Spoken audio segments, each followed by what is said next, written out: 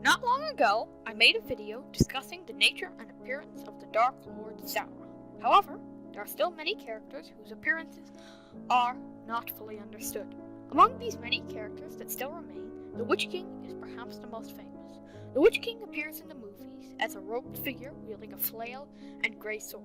His voice is deep and intimidating, and he has a long helmet. Yet is this really how he looks? Or is this just another misconception popularized by the famous movies?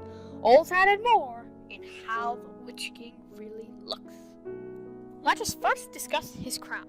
If you have ever played the Rise of the Witch King expansion for BFME 2, you might be led to believe that his crown is made of iron, for the Iron Crown, after all. But no matter how much EA insists it's made of iron, it is, in canon, steel. Despite having a crown, however, he was never stated in the books to have a helmet. He instead had long, dark robes and presumably an aura of darkness. I do, however, doubt that this darkness is full-blown shadow, see the Balrog video for further explanation, rather simply gloom. Knowing this, you might think that the images of the Witch King in the Battle of Minas Tirith, without a hood, are inaccurate, but in truth, he actually took it off, making it seem like his crown was floating, when in fact it was on his invisible head. This brings me to my next point, invisibility.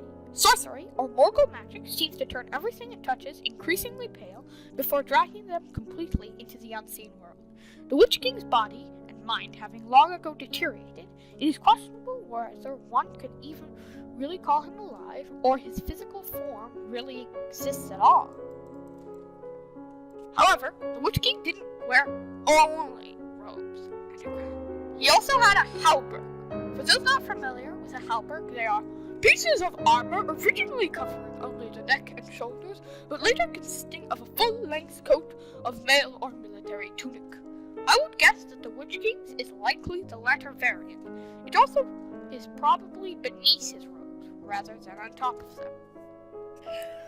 The Witch King was noted to have a deadly laughter and glowing eyes. If I were to hazard a guess, I'd say they'd be the eyes of a classic villain, a glowing pale crimson.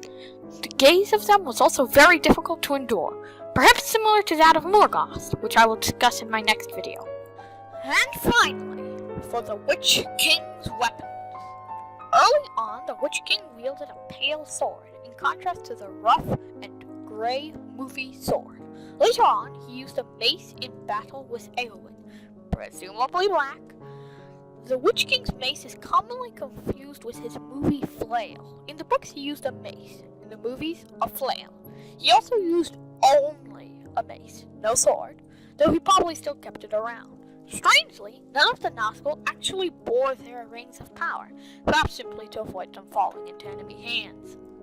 Now, from top to bottom, the Witch King is surrounded by an aura of darkness/gloom and dread.